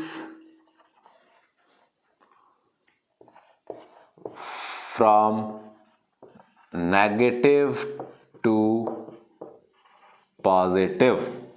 मतलब इलेक्ट्रिक फील्ड की डायरेक्शन पॉजिटिव टू नेगेटिव है और डायपोल मोमेंट की डायरेक्शन नेगेटिव टू पॉजिटिव है। ये पॉइंट्स आपको याद रखने हैं, ये पॉइंट्स आपको दिमाग में रखने हैं कि इलेक्ट्रिक फील्ड की डायरेक्शन हमेशा अपोजिट होती है डायपोल मोमेंट की डायरेक्शन, डायपोल मोमेंट की डायरेक्शन। तो that is the basically dipole moment. तो ये जो पूरी कहानी मैंने आपको बताई है, इस कहानी में मैंने डायपोल के बारे में बात किया, यानी कि एक चार्ज के बारे में डिस्कस कर चुके थे क्या होता है। अब हमने डिस्कस किया कि दो चार्ज क्या होते हैं। अब इससे आगे प्रॉपर्टी कहेंगे कि एक चार्ज की जितनी प्रॉपर्टीज हमने डिस्कस की सीखी, अब हम लोग डबल चार्ज की उन सब प्रॉपर्टीज के बारे में डिस्कशन करेंगे, उन सबको सीखेंगे। तो प्लीज आप इसे लिख लीजिए और फिर मैं आपको डबल चार्ज की प्रॉपर्टीज के बारे में बात करने जा रहा हूं। हाँ तो बच्चों, हम लोग डायपोल के बारे में बात कर रहे थे। अरे सर आप ये इतना बड़ा क्या लेके आ गए। हाँ, ये मैं एक डेरिवेशन आपको समझाने वाला हूं। इसको हम समझ लेंगे तो समझो खेल खत्म हो गया हमारा। काफी हद तक इलेक्ट्रिक फील्ड के बारे में स्टडी कर ली, फिर हम लोग फ्लक्स और गोश थ्योरम पे चले जाएंगे। यानी कि बस खत्म होने वाली है ये वीडियो। कुछ टाइम बाद, पता नहीं कितना टाइम लगेगा, खैर डिपेंड ऑन दैट। हम बात करते हैं electric field due to an electric dipole at an axial line. यानी कि जो हमने इलेक्ट्रिक डायपोल अभी पढ़ा कि इलेक्ट्रिक डायपोल क्या होता है, दो चार्जेस इक्विवेलेंट अपोजिट नेचर के, सेम मैग्नीट्यूड के रखे हुए थे, उसको हमने इलेक्ट्रिक डायपोल बोला था। और उसका जो डायपोल मोमेंट था that P is equal to 2QL, ये हमने स्टडी किया था। इसी बात को आगे बढ़ाते हुए अब हम ये चाहते हैं कि हम इलेक्ट्रिक फील्ड कैलकुलेट करें कि भाई ये जो इलेक्ट्रिक डायपोल है, ये इलेक्ट्रिक डायपोल कितनी इलेक्ट्रिक फील्ड बनाता है, जरा इस पे हम लोग ध्यान दें। तो हमने देखा कि ये एक हमारे पास डायपोल है ना। मैंने इसलिए लिख दिया ताकि हमें आसानी रहे कि हम जल्दी से इस खेल को खत्म कर ले, ताकि मैं इसको पूरे को लिखता तो काफी टाइम इसमें चला जाता हमारा, है ना। तो टाइम सेव हो गया और हमारा काम भी हो गया। तो मैं जल्दी से इसको रिवाइज कर देता हूं। देखो कैसे, एक हमारे पास नेगेटिव चार्ज पॉजिटिव चार्ज यानी कि एक डायपोल, उसके डिस्टेंस L और L 2L, उसके एक्सिस पर, मींस एक्सियल लाइन की बात कर रहा है, उसके एक्सिस पर हमने एक पॉइंट P अज्यूम किया, it's point P, and we wants to calculate the electric field at that point P from that dipole at distance R। यानी कि इस डायपोल से R डिस्टेंस पर कोई पॉइंट P है और उस पॉइंट P पर हम लोग इलेक्ट्रिक फील्ड निकालना चाहते हैं। कैसे हम लोग इलेक्ट्रिक फील्ड कैलकुलेट कर सकते हैं, देखिए कैसे। तो भाई यहां से इस पॉजिटिव चार्ज ने एक इलेक्ट्रिक फील्ड बनाया होगा यहां पर। अब पॉजिटिव है इसलिए पॉजिटिव कैसे बना रहा है, आउटवर्ड बाहर की तरफ बनाता है पॉजिटिव हमेशा। नेगेटिव कैसे बनाता है, अपनी तरफ इनवर्ट बनाता है। तो इस पॉजिटिव ने यहां पर इलेक्ट्रिक फील्ड बनाया E due to positive Q। इस नेगेटिव ने भी यहां पर फील्ड बनाया अपनी तरफ आते हुए, नेगेटिव की तरफ आते हुए ऐसे ई नेगेटिव। अब यहां पर हम लोग नेट इलेक्ट्रिक फील्ड निकालना चाहते हैं, कैसे निकाले? तो पहले तो ये चेक करेंगे कि भाई इस इलेक्ट्रिक फील्ड पॉजिटिव की वैल्यू क्या है और इस नेगेटिव की वैल्यू क्या है। तो electric field E positive due to that positive charge is how much? Electric field due to that negative charge. पहले नेगेटिव से बना, चलो नेगेटिव से पढ़ लेते हैं भाई साहब। नेगेटिव से कितना बना यहां पर? तो नेगेटिव से बना E is equal to negative Q, यानी कि हमारे पास इलेक्ट्रिक फील्ड का फॉर्मूला है, पढ़ा ना हमने लास्ट में क्या? E is equal to K Q by R square. देखा हमने, इसके लिए E is equal to what? K 1/4 pi epsilon naught Q negative Q upon R square, यहां से यहां तक का डिस्टेंस, तो ये तो आर है ही प्लस एल। भाई distance distance distance distance R ले रखी थी मम्मी अब यहाँ पे, टोटल डिस्टेंस यहां से यहां तक की कितनी है? तो आर ये और एल ये, तो आर प्लस एल का होल स्क्वायर। सिमिलरली अगर हम electric field due to that negative charge calculate किया, हमने पॉजिटिव चार्ज से नेगेटिव चार्ज से कैलकुलेट किया, अब हम पॉजिटिव चार्ज से कैलकुलेट करें तो क्या? यानी कि पॉजिटिव चार्ज यहाँ पे कितना फील्ड बनाया होगा? तो E due to positive, E positive बनाया होगा, यानी कि E पॉजिटिव Q। अगेन कितना? K Q by R square, distance square, यहां से यहां तक की डिस्टेंस कितनी है? तो ये टोटल R है, इसमें से मैं L निकाल दूं तो क्या आ जाएगा? ये बचा हुआ डिस्टेंस, यानी कि R माइनस L का स्क्वायर। तो ये हमारे पास E due to negative Q यानी कि नेगेटिव चार्ज ने बनाया हुआ इलेक्ट्रिक फील्ड, ये E ड्यू टू पॉजिटिव यानी कि पॉजिटिव चार्ज के द्वारा बनाया हुआ इलेक्ट्रिक फील्ड। अब इन दोनों को हमें क्या कर लेना है? पॉइंट P पर चेक कर लेना है कितना बना, यानी कि नेट निकाल लेना है एट पॉइंट P। अगर हम ये एट पॉइंट P निकालना चाहते हैं तो E axial is equal to what? भाई इन दोनों का एडिशन आएगा, जोड़ देते, क्योंकि हमने नेगेटिव साइन लगाना है तो नेगेटिव साइन इसके साथ इन्वॉल्व है, इसलिए हम यहां पे टोटल फील्ड निकालना चाहें तो वो टोटल फील्ड कितना आएगा? तो E due to positive Q plus E due to negative Q, यानी कि हमने यहां पे देखा कि E एक्सियल यानी कि इस पॉइंट P पर net electric field is the sum up of E positive Q and E negative Q. कर देते हैं भाई, पॉजिटिव क्यू और नेगेटिव में से कॉमन कौन कौन आ रहा है? 1/4 pi epsilon not, 1/4 pi epsilon not, यानी कि 1/4 एप्सिलॉन को कौन कौन कॉमन आ रहा है? Q एंड Q, Q बाहर ले लिया। अंदर क्या बचा? अंदर हमारे पास बचता है पॉजिटिव Q पहले लिखना था तो 1/1 R माइनस L का होल स्क्वायर, माइनस का साइन क्यों? क्योंकि इसके पास माइनस इन्वॉल्व है, माइनस चार्ज था ये, माइनस 1/R प्लस L का होल स्क्वायर। अब यहां से हम लोग बात करें तो हमने देखा कि भाई Q/4 पाई एप्सिलॉन तो कॉमन ही चलता रहा, इसका हमने क्या कर लिया? एलसीएम लिया। इसका एलसीएम कितना आया? इसका एलसीएम आया R square minus L square का होल स्क्वायर। इसको सॉल्व किया तो कितना आया? That is R plus L square minus R minus L square. इनके एलसीएम को सॉल्व किया, एलसीएम सॉल्व करना तो आता है यार। यहां से हमने देखा कि Q/4 कॉमन ही चल रहा है, इनके ब्रैकेट्स को ओपन कर लिया, R square plus L square plus 2RL, minus का sign R square minus L square plus 2RL, minus का साइन इन्वॉल्व है इसके साथ बाहर, अपॉन इसको सिमिलर ऐसा ही रखा। यहां से हमने देखा आर स्क्वायर से आर स्क्वायर मर गया, एल स्क्वायर से एल स्क्वायर मर गया, बचा क्या? 2RL और 2RL यानी कि 4RL। Q/4 pi epsilon not as it is, यहां बचा 4RL upon R square minus L square का whole square as it is, ऐसा ही रहा। यहां से Q/4 पाई एप्सिलॉन कॉमन चल रहा है, इस 4 को क्या लिख सकता हूं मैं? 2 इंटू 2, साथ में कौन इन्वॉल्व है? R into L, R into L. यहां से देखा तो हमने देखा कि भाई P इज इक्वल टू, पढ़ा हुआ है हमने बात, तो P is equal to 2QL, ये P के बराबर होता है, तो that means P is equal to what? 2QL, ये तो बन गया P। एक R यहां से बचा रहेगा जी, ये रहा, एक 2 यहां से बच रहेगा तो ये रहा, 1/4 पाई एप्सिलॉन नॉट यानी कि Q तो चला गया ना, P में इन्वॉल्व हो गया तो 1/4 एप्सिलॉन यहां पे बचा। अब यहां से अगर मैं ऐसा मान लेता हूं कि ये जो R है that R is much much larger, अच्छा much much larger than L, यानी कि L बहुत छोटा उसके सामने है। L यहां से हट जाएगा तो क्या बचेगा? R की पावर 4, और R की पावर 4 में एक R ऊपर है तो वो R इस R की पावर 4 को एक को पावर मार देगा तो क्या जाएगा? 1/4 pi epsilon not, 1/4 pi epsilon not 2 P। Similar R4 था, इस R साथ मर के क्या हो गया? R3। तो अब यहां से हमारे पास रिजल्ट मिला, that is basically electric field E axial is equal to 1/4 pi epsilon not into 2P upon R3, और that 2P upon R3 is equal to what? ये आपका K हो गया, तो that is 2P K upon R3। यानी कि electric field जब single charge से निकालते थे हम लोग तो electric field is inversely proportional to R square था, और तब हम लोग इस डबल चार्ज यानी कि डाइपोल से निकाल रहे हैं तो इलेक्ट्रिक फील्ड का फॉर्मूला हमारे पास inversely proportional to R cube है। कहां पर जल्दी जल्दी, in which case, in case of dipole और in case of single charge, in which case the electric field deplete faster, कहां पर जल्दी जल्दी कम होगा, इस वाले केस में, क्योंकि आर क्यूब की टर्म्स में कम हो रहा है, यहां पे आर स्क्वायर है। तो ये हमने इस एक्सियल लाइन पर इलेक्ट्रिक फील्ड निकालने की पूरी डेरिवेशन को डिस्कस किया। जरा अब हम क्या डिस्कस करना चाहते हैं, एक छोटा सा पॉइंट इस पे और बचा हुआ है कि इलेक्ट्रिक फील्ड कैसी क्वांटिटी होती है। तो भाई इलेक्ट्रिक फील्ड एक तरह की वेक्टर क्वांटिटी है। अगर इलेक्ट्रिक फील्ड एक तरह की वेक्टर क्वांटिटी है तो what about the direction of that electric field, इस इलेक्ट्रिक फील्ड की डायरेक्शन क्या होगी, चलिए चेक कर लेते हैं। तो यहां पर किसने स्ट्रॉन्ग इलेक्ट्रिक फील्ड बनाया होगा, तो इलेक्ट्रिक फील्ड यहां पे स्ट्रॉन्ग बनाया होगा इस पॉजिटिव क्यू ने। क्यों भाई, क्योंकि पॉजिटिव क्यू ने क्यों बनाया होगा, क्योंकि पॉजिटिव किस पॉइंट पी के नजदीक है।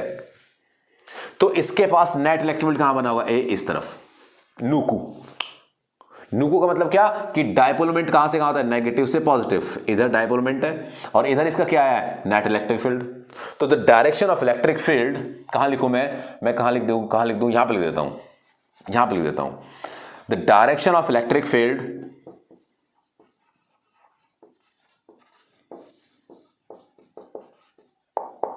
along dipole moment P। Important बात, यानी कि इलेक्ट्रिक फील्ड की direction in case of axial line कहां पर होती है, that is always along the dipole moment के अलोंग ही होती है। और कितनी होती है, that E axial is equal to 2pk upon r cube. Mind it, याद रखना 2pk अपॉन r क्यूब होती है। तो जरूर इसे आप जल्दी से चिपका दें। उसके बाद फिर हम लोग डिस्कस करेंगे इसी का एक दूसरा केस, इक्वेटर वाला केस। तो चलिए एक और डेरिवेशन डिस्कस करते हैं। हम लोगों ने पढ़ लिया था कि एक डायपोल के एक्सिस पर बनने वाले इलेक्ट्रिक फील्ड की वैल्यू क्या होती है, that electric field E is equal to क्या, भूल गए क्या, E is equal to 2pk upon r cube. अब हम बात करने वाले हैं electric field at an equatorial point on dipole. यानी कि अगर हमारे पास डायपोल है, नेगेटिव क्यू पॉजिटिव क्यू, दो इक्वल एंड अपोजिट चार्जेस के इक्वेटर पर, यानी कि परपेंडिकुलर पर कोई पॉइंट P है और उस पॉइंट P की दूरी यहां से कितनी है, दैट इज r डिस्टेंस पर है। तो प्यारे बच्चों, बनने वाला मैग्नेटिक फील्ड पॉइंट P पर कितना होगा, ये हमें कैलकुलेट करना है यहां पे। तो पॉजिटिव क्यू ने यहां पर जो फील्ड बनाया होगा, that field is outward, E due to positive Q. Negative ने जो बनाया होगा, that is inward, E due to negative Q, अपनी तरफ बनाया होगा इस नेगेटिव ने। अब यार इन दोनों को, यानी कि ये एक जो फील्ड है और ये एक जो फील्ड है, इन दोनों फील्ड को कैसे ऐड करें यार, तो आंसर है कंपोनेंट डिवाइड करने पड़ेंगे भाई साहब। कैसे भाई, ये एंगल अगर थीटा है, ये एंगल थीटा है, ये एंगल थीटा होगा, ये एंगल थीटा होगा, ये थीटा, ये थीटा, ये ई, तो इसके दो कंपोनेंट, एक कौन, that is E cos theta, दूसरा कौन, that is E sine theta, यानी कि ये वर्टिकल कंपोनेंट, ये हॉरिजॉन्टल कंपोनेंट।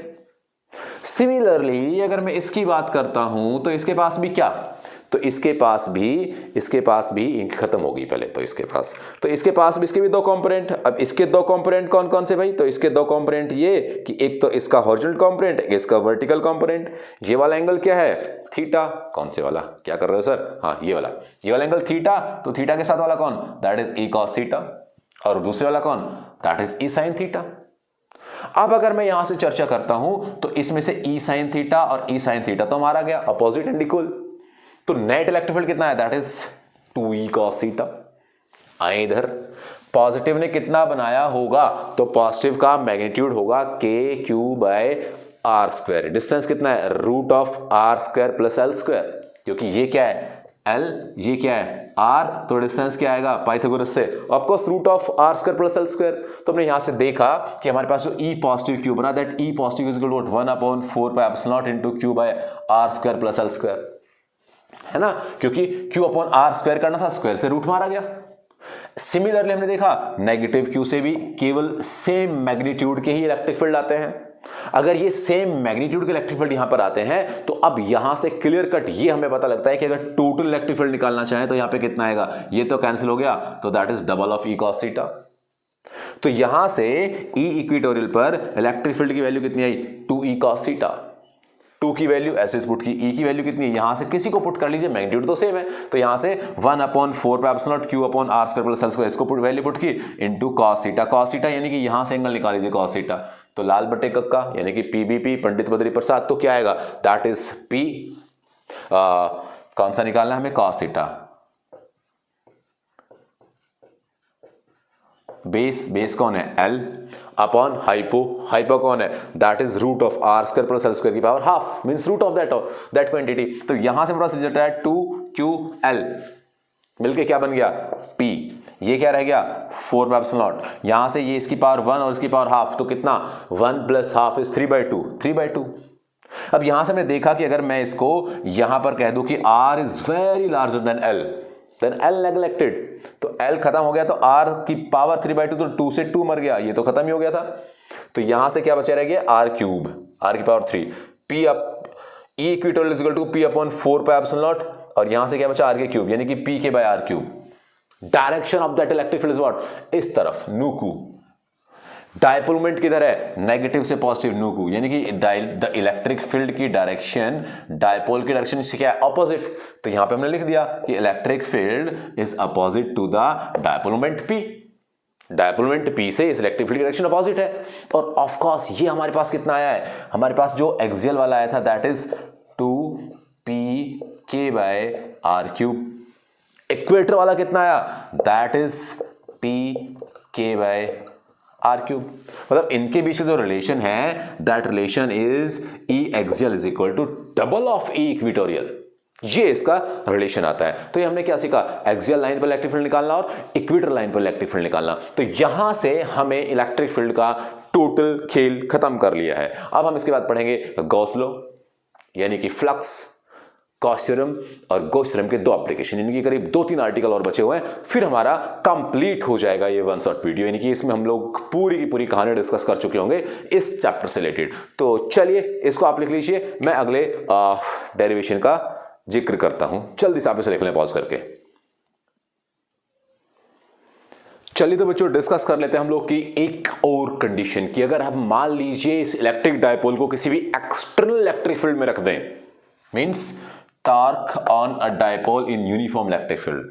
अगर हम किसी भी एक इलेक्ट्रिक डायपोल को यूनिफॉर्म एक्सटर्नल इलेक्ट्रिक फील्ड में रख देते हैं तो उस पर टॉर्क एक्ट हो जाता है।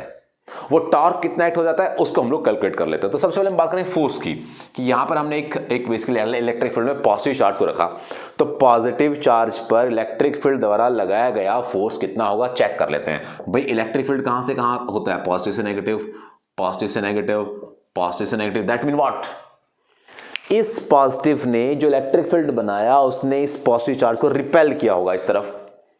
कितना फोर्स लगा होगा, अगर इलेक्ट्रिक फील्ड स्ट्रेंथ यहां पर E है, चार्ज यहां पर Q है, तो फोर्स का फॉर्मूला हमने पढ़ा था F is equal to QE। तो यहां पर लगने वाला फोर्स कौन, F is equal to QE।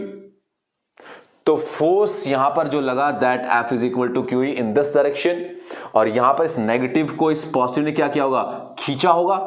तो यहां पर लगा कितना, F is equal to QE। Electric field uniform, charge same, क्योंकि डायपोल का सेम चार्ज होता है, तो यहां पर लगने वाला नेट फोर्स कितना हुआ, F net is equal to positive QE minus negative QE, that is equal to 0। यानी कि total force acting on the dipole in an external electric field E which is uniform is 0। अब यहां पे क्या act हुआ होगा भाई, तो यहां पे टॉर्क एक्ट हुआ होगा, and the torque is equal to R cross F, यानी कि force into perpendicular distance.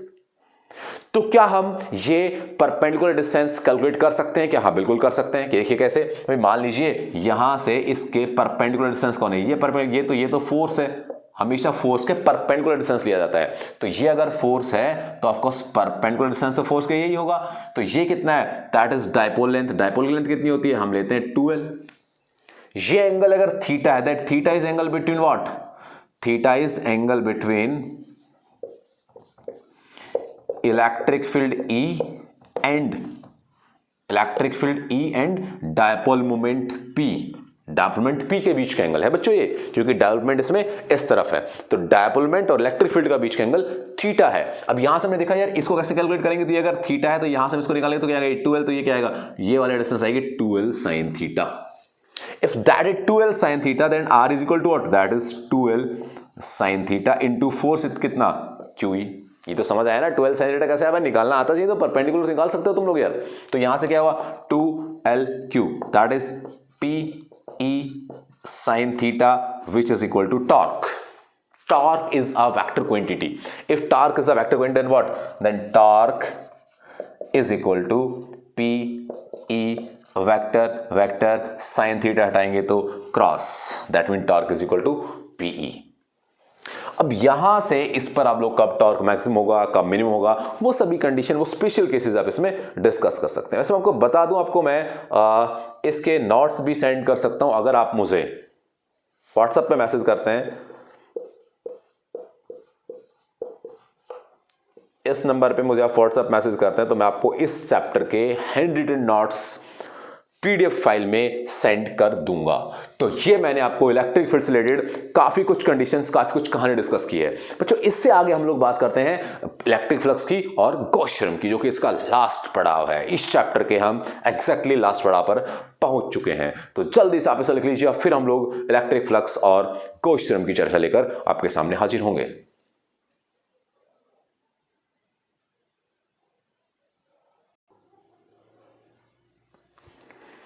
Okay, तो इलेक्ट्रिक फ्लक्स हम पढ़ते हैं। इलेक्ट्रिक फ्लक्स क्या होता है बच्चों? Electric flux means electric field lines का ढेर।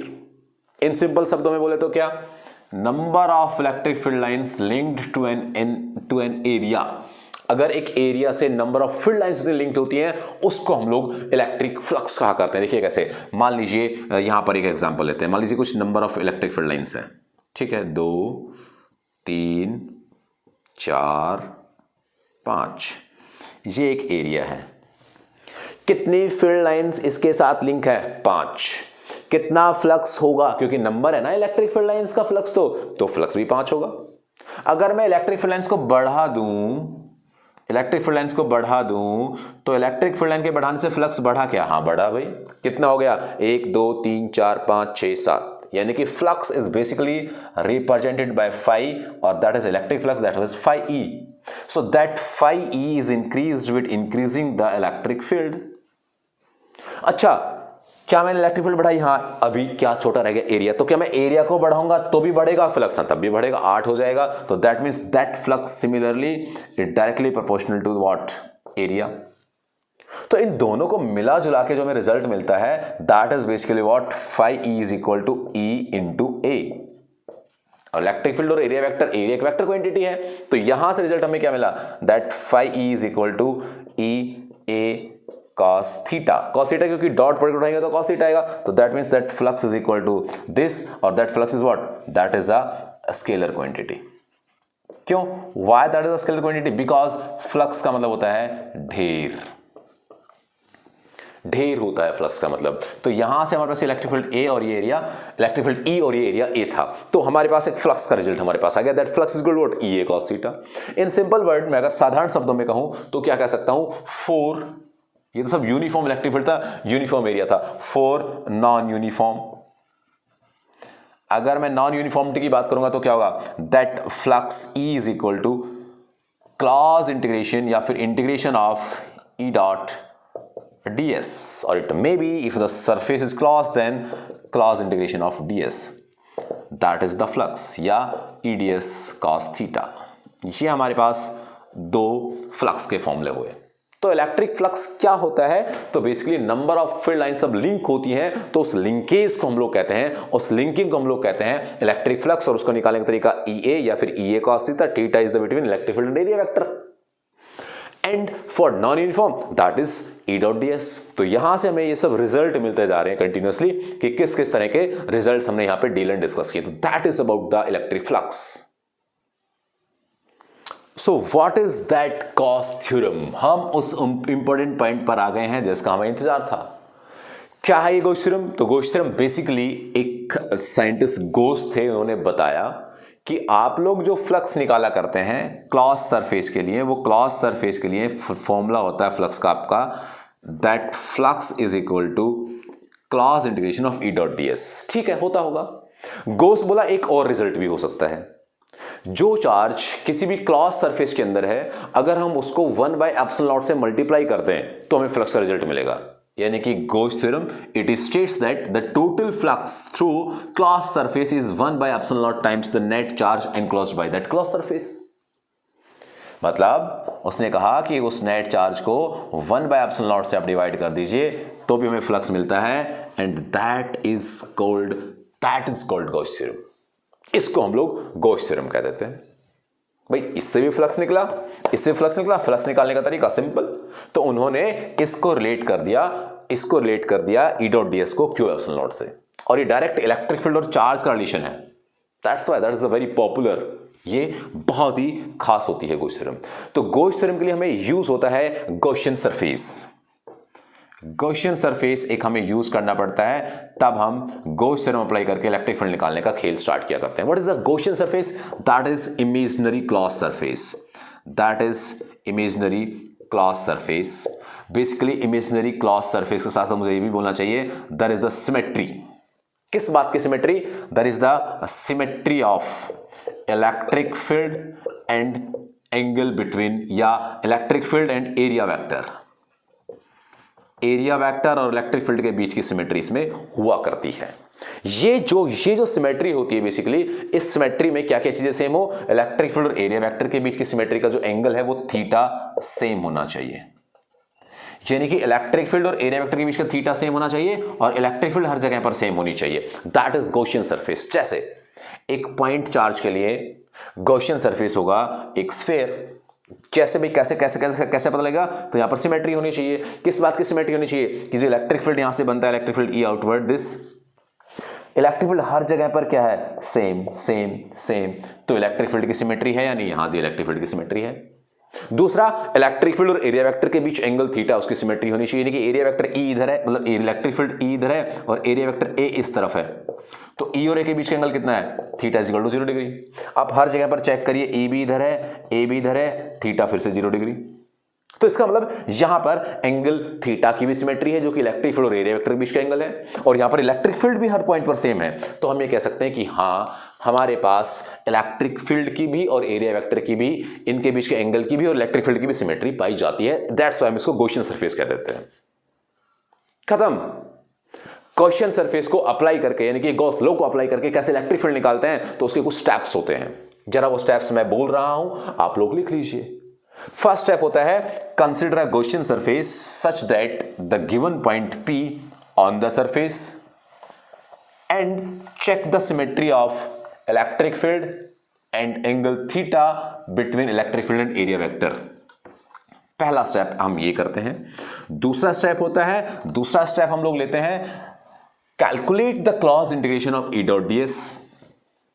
तीसरा स्टेप हम लेते हैं, calculate the total charge inside the clause surface.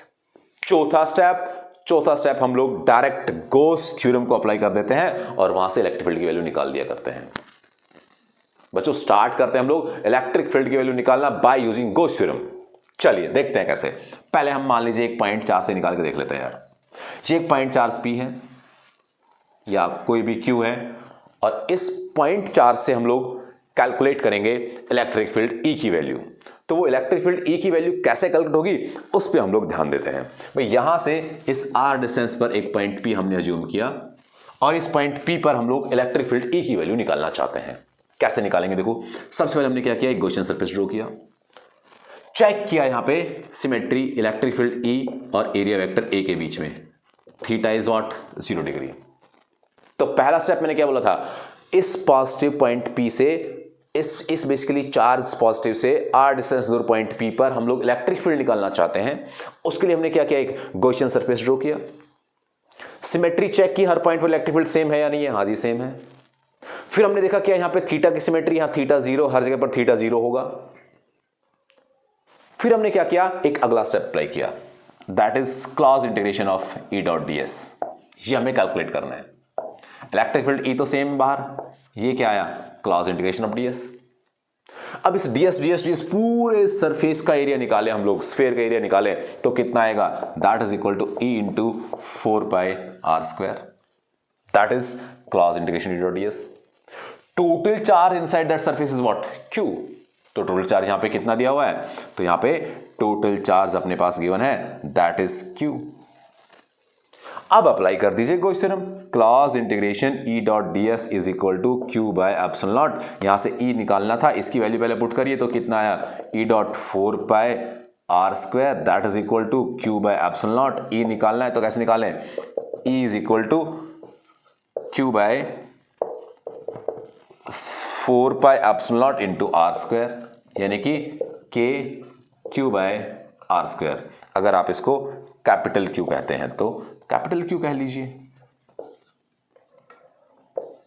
And that is the electric field. हमने ये इलेक्ट्रिक फील्ड वो कोई फॉर्मूला नहीं लगाया, F is equal to basically E by Q, यानी कि Q E is equal to F by Q.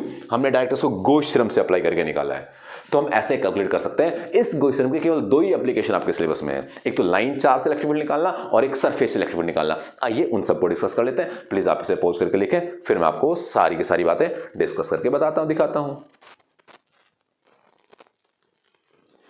तो बच्चों हम लोग गॉस थ्योरम का यूज करके एक इलेक्ट्रिक फील्ड निकालते हैं स्पेशल कंडीशन में, यानी कि हमारे पास एक लॉन्ग स्ट्रेट वायर है और उस लॉन्ग स्ट्रेट वायर से कुछ आर डिस्टेंस दूर एक पॉइंट पी है, जिस पॉइंट पी पर हम लोग इलेक्ट्रिक फील्ड निकालना चाहते हैं। कैसे कैलकुलेट करें? तो हमने क्या करेंगे, सबसे पहले हम लोग गॉस थ्योरम का यूज करके निकालना है, तो गॉसियन सरफेस ड्रॉ करेंगे। तो हमने गॉसियन सरफेस ड्रॉ किया सिलेंड्रिकल फॉर्म का, फिर उसमें सिमेट्री चेक की कि भाई यहां पर इलेक्ट्रिक फील्ड ऐसा बाहर तरफ है, एरिया वेक्टर बाहर तरफ है, थीटा कितना हुआ 0 डिग्री। यहां पर एरिया वेक्टर बाहर तरफ है, इलेक्ट्रिक फील्ड इस तरफ है, थीटा कितना हुआ 90 डिग्री। इस पे बात की तो यहां भी 90 डिग्री, यानी कि ये एक ऐसा क्लोज सिलेंडर बना, ऊपर की तरफ तो 90 डिग्री, नीचे की तरफ भी 90 डिग्री, और ऐसे ये जो अपना कर्ड पाथ है उसके लिए थीटा 0 डिग्री। हमें क्या करना होता है, clause integration of E dot DS निकालना होता है। तो clause integration of E dot DS निकालेंगे कैसे, that is the three surfaces S1 S2 and S3। तो S1 सरफेस के लिए हमने बात की, ई डॉट डीएस कॉस कितना 90 डिग्री। फ्लक्स निकालने का ई डॉट डीएस ऐसे निकलता है भाई, है ना। ये वेक्टर क्वांटिटी अगर यहाँ पे मैं लगा देता हूँ तो cos थीटा लगेगा, डॉट प्रोडक्ट उठाऊंगा तो मैं यहाँ से 0 डिग्री आया, S2 के लिए 0 डिग्री और S3 के लिए अगेन 90, तो cos 90 तो खत्म हो गया। यहाँ पे 0 आया, यहाँ पे 0 आया, ई डॉट डीएस। यहाँ से E हमने बाहर ले लिया, इस डीएस को कैलकुलेट किया तो इसका कर्ड सरफेस एरिया कितना होगा, दैट इज 2 पाई RL, क्योंकि L इसकी लेंथ है। अब यहां से हमारे पास ये जो आया that quantity is E dot DS, that is equal to total charge कितना है, तो टोटल चार्ज आया that is lambda into L। कैसे निकाला भाई, तो lambda is what, lambda is equal to charge density. Charge density से मेरा मतलब है क्या, कि charge per unit length. Total charge कितना हुआ, lambda into L। Apply the Gauss theorem, E dot DS is equal to Q by epsilon naught. तो total charge कितना है, lambda into L upon epsilon naught. यहां से L से L cancel हो गया तो E की वैल्यू कितनी आई, that E is equal to lambda upon 2 pi epsilon not R। That is the result. ये हमने एक लाइन चार्ज से बनने वाले इलेक्ट्रिक फील्ड को कैलकुलेट किया बाय यूजिंग गॉस थ्योरम। अब हम अगले डेरिवेशन पर आते हैं, and that is the areal case. तो जल्दी से आप इसे लिख लीजिए और फिर हम लोग एरियल केस यानी कि इसके लास्ट डेरिवेशन की तरफ बढ़ रहे हैं। प्लीज राइट ऑन इट, लिखें इसे। चलिए बच्चों हम लोग लास्ट डेरिवेशन की बात करते हैं कि अगर हम लोग इलेक्ट्रिक फील्ड निकालना चाहें किसी भी एक एरियल चार्ज डिस्ट्रीब्यूशन से तो कैसे कैलकुलेट करेंगे, आइए डिस्कस करते हैं। तो हमने क्या किया, गॉसियन सरफेस ड्रॉ किया, इसके लिए एक सिलेंडर इसके अंदर डाल दिया जिसका एरिया हमने क्या माना, सरफेस का A। यहां पर चेक कर तो इलेक्ट्रिक फील्ड से बाहर तरफ आएगा E, एरिया वेक्टर की बाहर तरफ A, तो थीटा कितना 0 डिग्री से सरफेस 1। यहां पर इलेक्ट्रिक फील्ड से बाहर तरफ E, एरिया वेक्टर का साथ बाहर तरफ A, थीटा कितना 0 डिग्री से सरफेस 2। ये पूरा कर्व्ड सरफेस है, इसके लिए एरिया वेक्टर ऐसा बाहर A, इलेक्ट्रिक फील्ड यहां पे ऐसा तो कितना 90 degree. Cross integration E dot DS निकालना चाहे तो कैसे निकालेंगे, that is the integration of E dot DS. पहला सरफेस cos 0, दूसरा सरफेस cos 0, तीसरा सरफेस cos 90, काम खत्म। इसको सॉल्व किया, E बाहर आ गया, डीएस का इंटीग्रेशन क्यू, टोटल एरिया क्या A, तो A, और यहां पे दूसरे के लिए भी A और डीएस का कितना A, तो ये A कितना हो गया, that is 2EA। Simple add करने के बाद that is the closed integration of E dot DS, that sigma is the charge density, तो टोटल चार्ज कितना sigma into A। Now putting the values 2EA यानी कि Q by epsilon naught, closed integration of E dot DS is equal to Q by epsilon naught, Q is what, this much. A से मर गया तो electric field कितना आया, sigma upon 2 epsilon not, यानी कि यहां पर जो इलेक्ट्रिक फील्ड है that is independent to the distance, R कहीं यहां पे इन्वॉल्व नहीं है।